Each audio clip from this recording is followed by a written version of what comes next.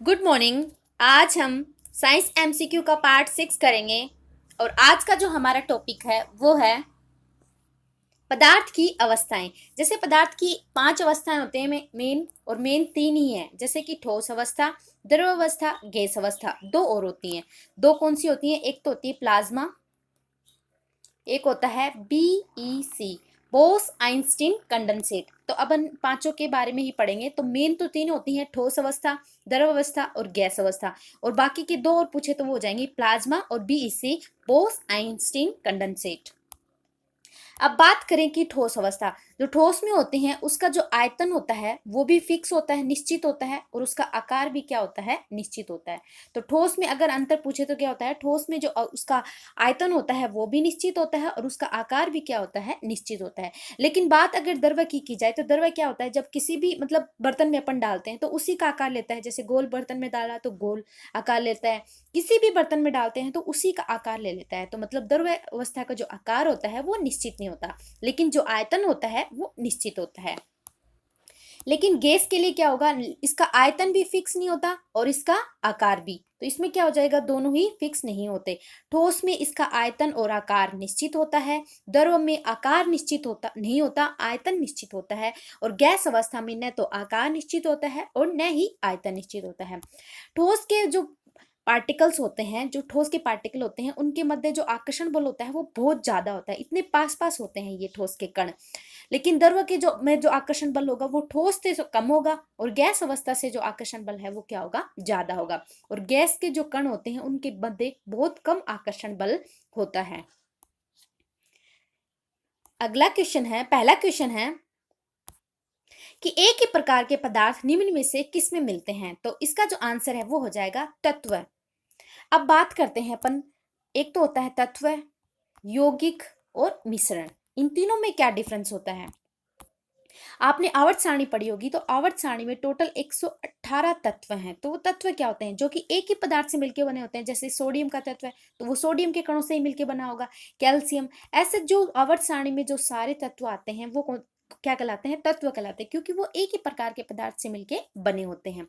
अब यौगिक क्या होते हैं? जो दो या दो से अधिक तत्वों को एक निश्चित अनुपात में मिलाया जाता है। यौगिक में क्या होता है? एक निश्चित अनुपात लिया जाता है और फिर बनाया जाता है, कि जैसे कि सोडियम क्लोराइड, NaCl। तो इसमें दो तत्व हो गए, सोडियम और क्लोरीन। तो इन दोनों को एक निश्चित अनुपात में मिलाया जाता है, तब क्या बनता है? यौगिक बनता है। NaCl मतलब अपन इसका सूत्र लिख सकते हैं, जैसे कि पानी H2O। तो इसमें दो। और मिश्रण क्या होता है? जब दो या दो से अधिक यौगिकों को किसी भी अनुपात में मिलाया जाता है, मतलब कुछ भी अनुपात, निश्चित अनुपात नहीं मिलाया जाता, तो वो क्या बन जाता है? मिश्रण। और मिश्रण दो प्रकार के होते हैं, एक तो समांगी मिश्रण और एक विषमांगी मिश्रण होते हैं। समांगी मिश्रण क्या होता है और विषमांगी मिश्रण क्या होता है? समांगी एक टाइप से वो होते हैं, जैसे कि अगर किसी में अपन ने कुछ मिक्स किया और अपन को पता भी नहीं चल रहा कि वो मिक्स हो गया। मतलब नमक को अगर अपन पानी में घोल देते हैं तो वो कौन सा मिश्रण हो जाता है? समांगी मिश्रण हो जाता है। नमक पानी के हर जगह में सेम टेस्ट देगा, ऐसे नहीं नमक मिलाने के बाद कहीं थोड़ी जगह नमक ज्यादा मिक्स हो जाएगा, कहीं जगह मतलब सभी जगह बराबर उसका डिस्ट्रीब्यूशन होता है। लेकिन विषवामी में क्या होता है? जो डिस्ट्रीब्यूशन होता है वो यूनिफॉर्म नहीं होता। कहीं जैसे कि अपन नमकीन खाते हैं तो कहीं नमक ज्यादा मिल जाता है, कहीं मिर्ची ज्यादा मिल जाती है। तो ऐसे ही वो कौन सा मिश्रण हो गया? समांगी को अपन होमोजीनस मिक्सचर भी बोलते हैं और विषमांगी को हेट्रोजीनस मिक्सचर भी बोलते हैं। अगला क्वेश्चन है कि एलपीजी में जो गैस होती है उसमें मुख्य घटक कौन सा होता है? तो सबसे पहले इसकी जो फुल फॉर्म हो जाएगी वो हो जाएगी liquefied petroleum gas. Liquefied petroleum gas, आपको इसकी फुल फॉर्म याद रखनी है, लिक्विफाइड पेट्रोलियम गैस। और जिसका मुख्य घटक होता है वो ब्यूटेन होता है, C4H8। इसका फॉर्म C4H8 इसका मुख्य घटक होता है, जिसे ब्यूटेन कहते हैं। अब जो एलपीजी गैस सिलेंडर होता है, इसमें अपन ने देखा होगा एक बदबू आती रहती है, क्योंकि जब ये लीकेज होता है तो इसमें एक स्मेल आने लग जाती है। तो वो किस वजह से आती है? तो उसमें अपन मिलाते हैं इथाइल मर्केप्टेन।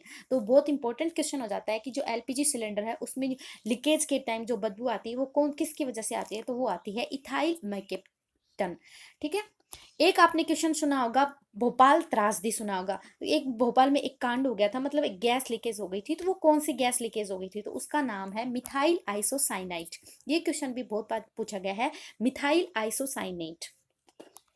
अब बात करते हैं CNG की, कंप्रेस्ड नेचुरल गैस। इसकी भी फुल फॉर्म आपको याद रखनी है, कंप्रेस्ड नेचुरल गैस, और इसमें मुख्य घटक होता है वो होता है मीथेन।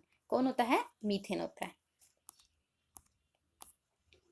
अगला, अभी मैंने आपको बताया था कि दो या दो से अधिक शुद्ध पदार्थों को जब एक निश्चित अनुपात में मिलाया जाता है तो क्या बनता है। आपको निश्चित अनुपात ध्यान में रखना है, तो क्या बनेगा?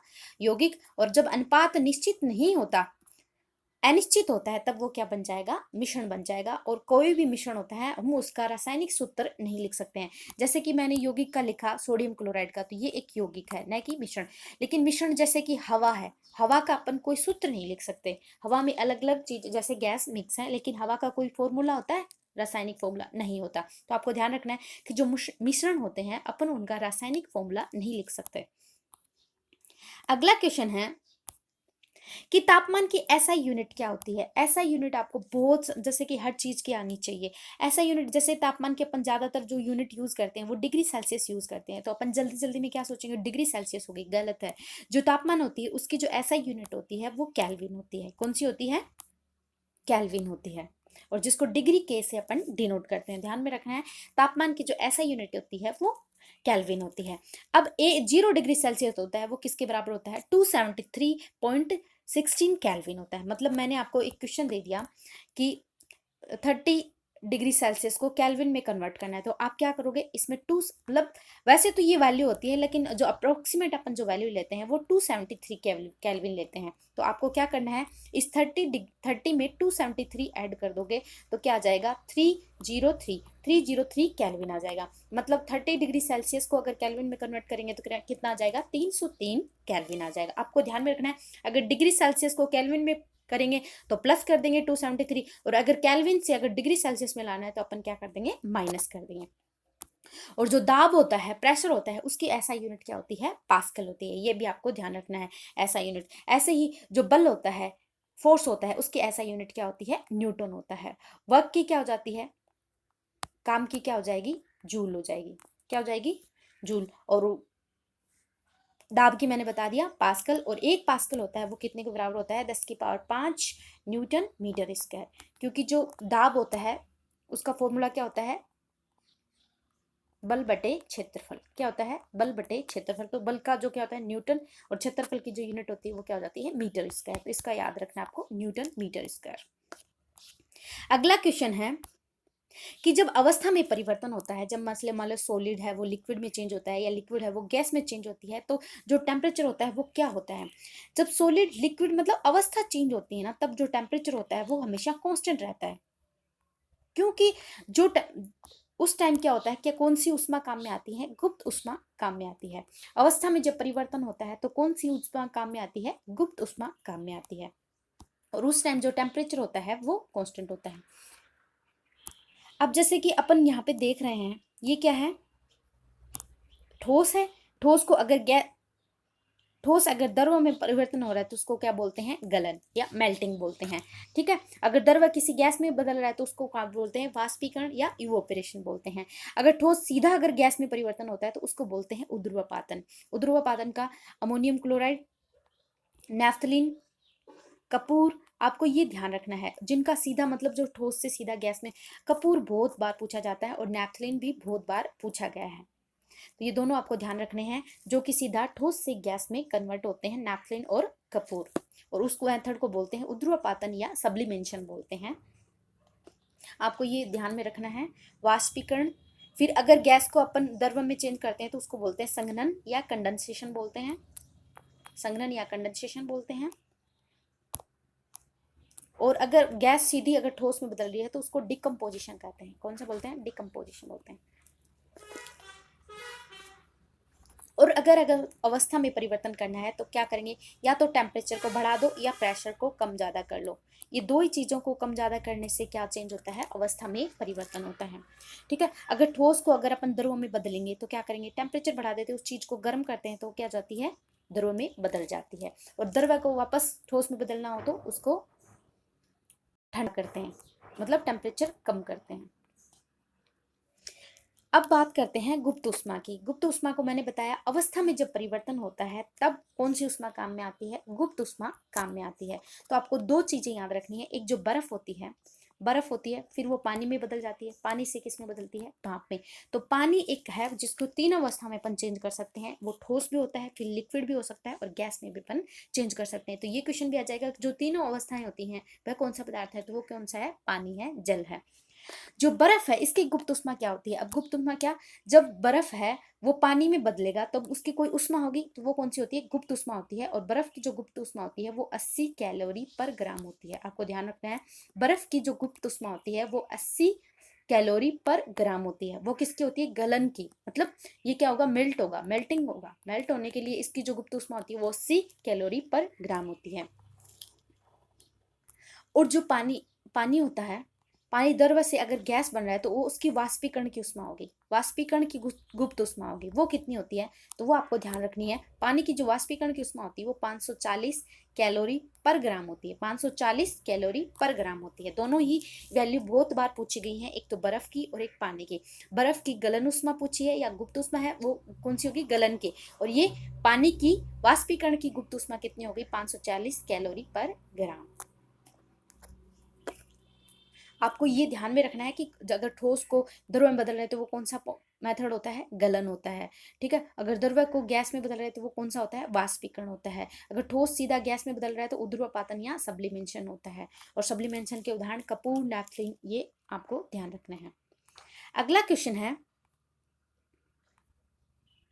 कि बर्फ का जो गलनांक है या जो मेल्टिंग पॉइंट है वो कितना होता है। मैंने उसमें तो आपको बता दी 80 कैलोरी पर ग्राम बता दी। अब मेल्टिंग पॉइंट क्या होता है, 0 डिग्री सेल्सियस। कितना होता है, 0 डिग्री सेल्सियस होता है। उस टेम्परेचर पे, इस टेम्परेचर, ये टेम्परेचर कांस्टेंट रहेगा और बर्फ किस में बदल जाएगी, पानी में बदल जाएगी। किसमें, बर्फ पानी में बदल जाएगी। जब अवस्था में परिवर्तन, मतलब ये जो मेल्टिंग पॉइंट होता है इस पे क्या होता है, बर्फ है वो थोड़ी सॉलिड भी होती है और लिक्विड, दोनों अवस्थाएं होती हैं। तो मेल्टिंग पॉइंट पे क्वेश्चन ये पूछा जाएगा कि कौन कौन कितनी अवस्थाएं होती हैं, तो 2 अवस्थाएं होती हैं, ठोस भी होती है और द्रव अवस्था भी होती है। और तब अवस्था में परिवर्तन होगा और तब वो उष्मा होती है, वो कौन सी होती है, गुप्त उष्मा होती है, जिसपे टेम्परेचर क्या हो जाता है, कांस्टेंट हो जाता है, अचल हो जाता है, मतलब चेंज नहीं होता, जितना है उतना 0 डिग्री सेल्सियस है। बर्फ के लिए कौन सा, मेल्टिंग पॉइंट। मेल्टिंग पॉइंट क्या होगा, सॉलिड है वो किस में चेंज हो गया, लिक्विड में। जब बर्फ है वो किस में चेंज हो जाएगी, द्रव में चेंज हो जाएगी। तो वो होता है मेल्टिंग पॉइंट, गलनांक बिंदु। ऐसे ही होता है बॉइलिंग पॉइंट। बॉइलिंग पॉइंट क्या होता है, जैसे कि पानी है, लिक्विड है, वो गैस में वेपर बनने लग जाए उसकी गैस, तो वो कौन सा होता है, वो बॉइलिंग पॉइंट होता है। और पानी का जो बॉइलिंग पॉइंट है वो होता है 100 डिग्री सेल्सियस। कौन सा होता है, 100 डिग्री सेल्सियस। दोनों ही आपको ध्यान रखने हैं, मेल्टिंग पॉइंट और बॉइलिंग पॉइंट। मेल्टिंग पॉइंट है बर्फ का वो 0 डिग्री सेल्सियस, पानी का जो बॉइलिंग पॉइंट है वो 100 डिग्री सेल्सियस होता है। और अवस्था मैंने बता दी, 2 अवस्थाएं होंगी, जब मतलब मेल्टिंग पॉइंट होगा तब कौन सी होगी, ठोस और द्रव। और जो बॉइलिंग पॉइंट होगा उसमें कौन सी हो जाएगी, लिक्विड और गैस। अगला क्वेश्चन है, वाष्पीकरण किसे कहते हैं। बॉइलिंग पॉइंट तो हो गया, मतलब वाष्पीकरण किसे कहते हैं, किसे कहते हैं कि जो बॉइलिंग पॉइंट होता है, मतलब पानी का जैसे बॉइलिंग पॉइंट 100 डिग्री सेल्सियस है, तो इससे कम ताप पे अगर कोई द्रव्य गैस बनने लग जाता है तो वो प्रोसेस क्या कहलाता है, वो वाष्पीकरण कहलाता है। क्या कहलाता है, वाष्पीकरण। आपको ध्यान रखना है किससे कम टेम्परेचर पे होगा वाष्पीकरण, तो बॉइलिंग पॉइंट से। किससे, बॉइलिंग पॉइंट से। जैसे पानी का बॉइलिंग पॉइंट 100 है तो इसका जो वाष्पीकरण है वो कब शुरू हो जाएगा, 100 डिग्री से ही कम टेम्परेचर पे इस पे वाष्पीकरण होना शुरू हो जाएगा। आपको ध्यान रखना है कि बॉइलिंग पॉइंट से कम पर। आगे है कि ये जो वाष्पीकरण है वो सबसे पहले कहाँ पे होगी, सतह पे होगा। किसी भी, जैसे पानी अपन गर्म कर रहे हैं तो पानी के ऊपर वाली सतह सबसे पहले भाप बन के उड़नी शुरू होगी। तो आपको यह क्वेश्चन ये पूछा जाएगा कि सतह पे होने वाली प्रक्रिया कौन सी है, तो आपको बोलना है वाष्पीकरण। एक क्वेश्चन ये होगा कि जैसे कि संघनन होता है, गलन होते हैं, जो भी जितने भी अपन ने प्रोसेस पढ़े हैं अभी पीछे वाले में, तो सबसे धीरे होने वाला प्रोसेस कौन सा है, वो है वाष्पीकरण। तो सबसे स्लो प्रोसेस कौन सा है, वेपोराइजेशन है। अगला क्वेश्चन है कि वाष्पीकरण के कारण शीतलता महसूस होती है। बहुत सारे एग्जांपल्स पूछे जाते हैं कि ये किस वजह से हो रहा है, तो उन सब का जो आंसर है वो इवोपरेशन होगा। तो इससे क्यों अपन को ठंड महसूस क्यों होती है, तो जैसे कि अपन को पसीना आ रहा है, अपन जैसे ही फैन के आगे जाते हैं तो अपन को थोड़ी ठंड महसूस होती है। क्यों, क्योंकि जो पसीना है वो क्या होता है, उड़ने लग जाता है, उसका वाष्पीकरण होने लग जाता है। ऐसे ही मटका है, मटके का जो, मटके में भी क्या, जो एग्जाम्पल है वो किसका हो जाएगा, वाष्पीकरण का। कपड़े का सूखना वो भी क्या हो जाएगा, वाष्पीकरण का। तो ये सब किसके एग्जाम्पल हैं, तो वाष्पीकरण के एग्जाम्पल हैं।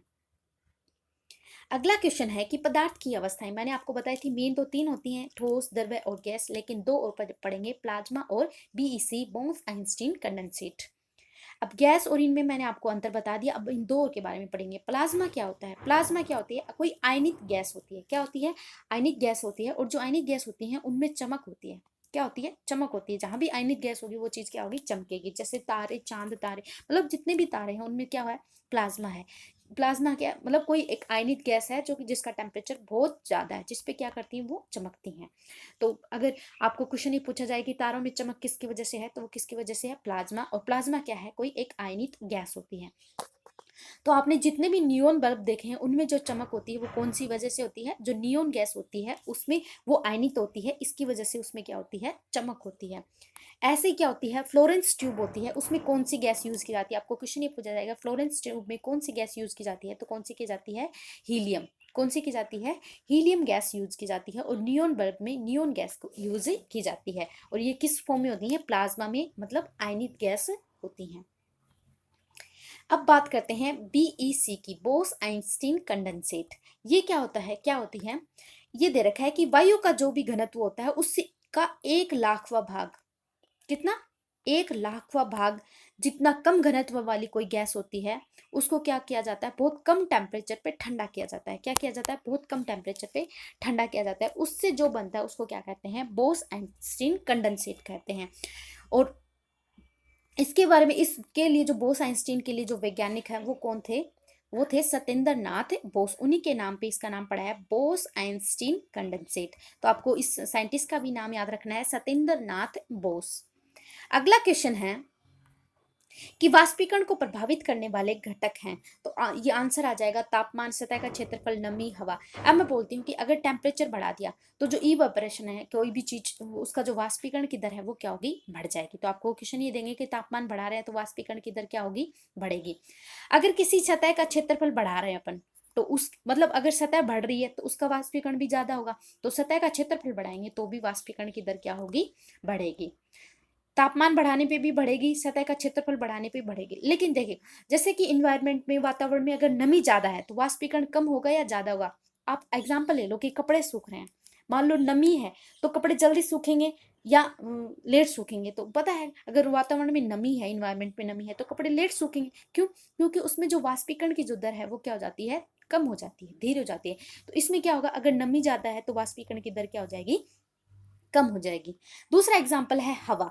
हवा, जैसे आज हवा तेज चल रही है तो कपड़े क्या होंगे? जल्दी सूखेंगे। तो उसका मतलब क्या? उसमें वाष्पीकरण की जो दर है वो क्या हो रही है? ज्यादा हो रही है। तो हवा तेज चलने पे जो वाष्पीकरण की दर होती है वो भी क्या हो जाती है? बढ़ जाती है। सब में बढ़ेगी, तापमान बढ़ाने पे भी बढ़ेगी, सतह का क्षेत्रफल बढ़ाने पे भी वाष्पीकरण तेज होता है, हवा तेज होने पे भी वाष्पीकरण तेज होता है। लेकिन जैसे नमी है इसमें अपोजिट होगा, नमी ज्यादा तो वाष्पीकरण कम होगा। आज हम 10 क्वेश्चन ही करेंगे, नेक्स्ट वीडियो में और क्वेश्चंस करेंगे। Thank you. अगर आपको मेरे वीडियोज अच्छे लग रहे हैं तो प्लीज़ मेरे चैनल को सब्सक्राइब करो और अपने दोस्तों के साथ वीडियोस को शेयर करो। Thank you.